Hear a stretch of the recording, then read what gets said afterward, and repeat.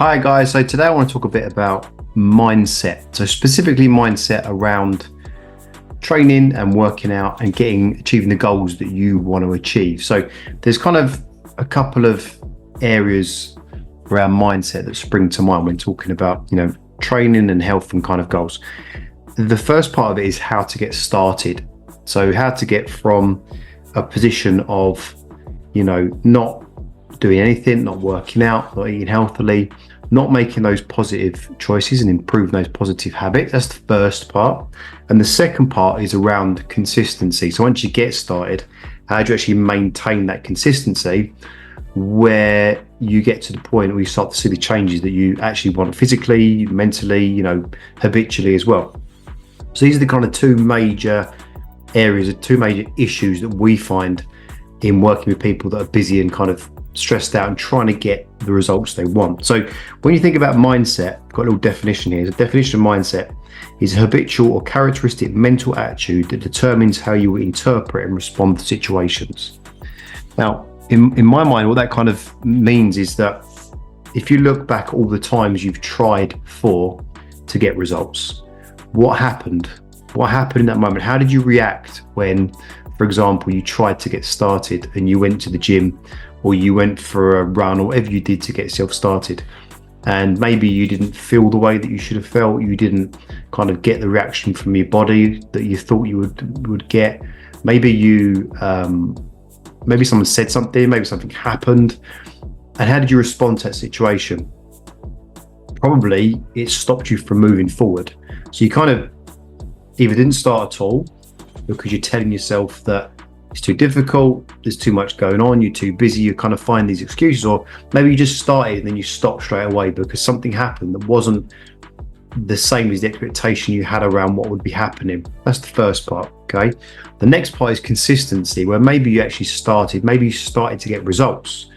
You're a week, maybe 2 weeks into a process, you're doing your training, you're doing your healthy eating, you're starting to walk more, you're starting to move more, and then something happens, an event, either you mess up on your food or you have a stressful situation, or maybe you miss a session and then you react to that session or that kind of issue by stopping.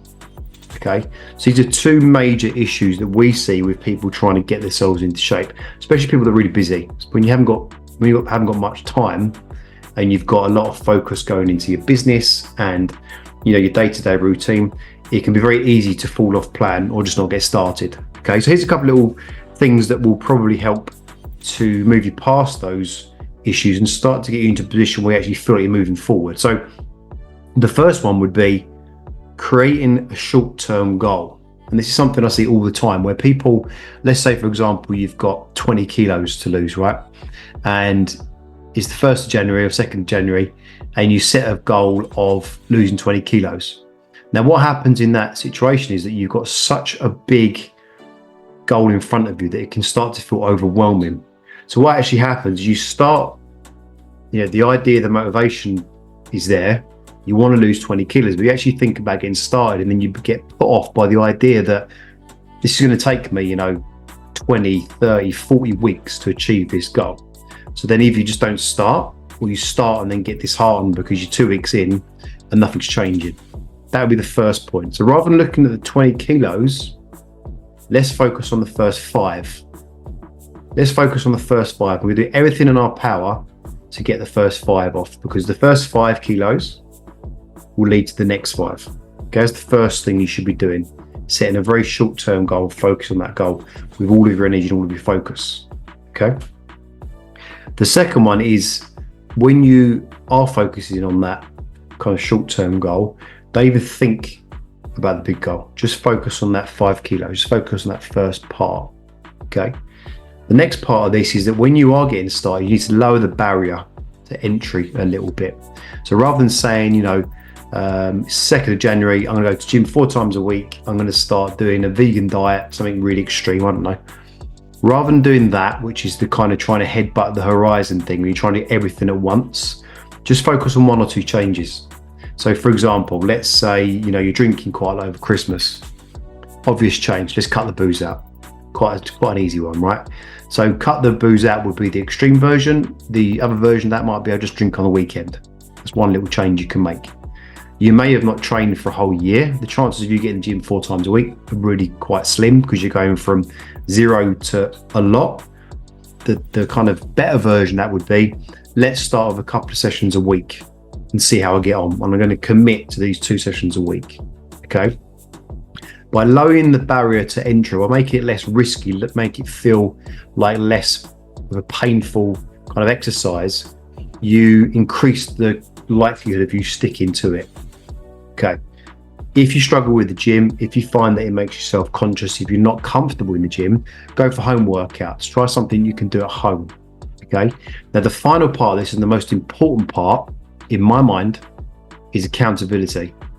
Whether that's, self-accountability, which is probably the weakest of the versions, because we all would love the idea to hold ourselves accountable and do things that we really don't want to do, but it's quite difficult because you've always got that little voice in the back of your head saying, stay in bed another 10 minutes, you can do it tomorrow, doesn't matter today, just skip it today and do it tomorrow.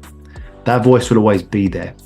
When it comes to getting accountability from an external source or a third party, whether that's an accountability buddy, whether that's paying a service provider like us to hold you accountable, having that third party there is very powerful, because when that voice comes up, that person says, hey, come on, let's get this going, because you've got this goal set and we do everything in our power to make sure you get there. When you choose an accountability buddy, if you are going to do that, make sure you choose the person down the gym that's in the gym every day, no matter what. Do not choose Jane down the pub, because Jane down the pub can't hold herself accountable. The chances of them holding you accountable is 0, literally 0. Okay. As I said, the gold standard would be actually coming on board with a company or using a coach or whatever, and for them to hold you accountable to the things you said that you wanted to achieve. Because unless you're consistent, unless you kind of overcome that inertia to start and then stay consistent, at least for a month, minimum of a month, you're never going to get any change. So I hope that was helpful. A couple of little tips around mindset. Got any questions? Very welcome to kind of reach out and ask me, and reach out to the Truth team. We're always here to help, and speak very soon. Cheers.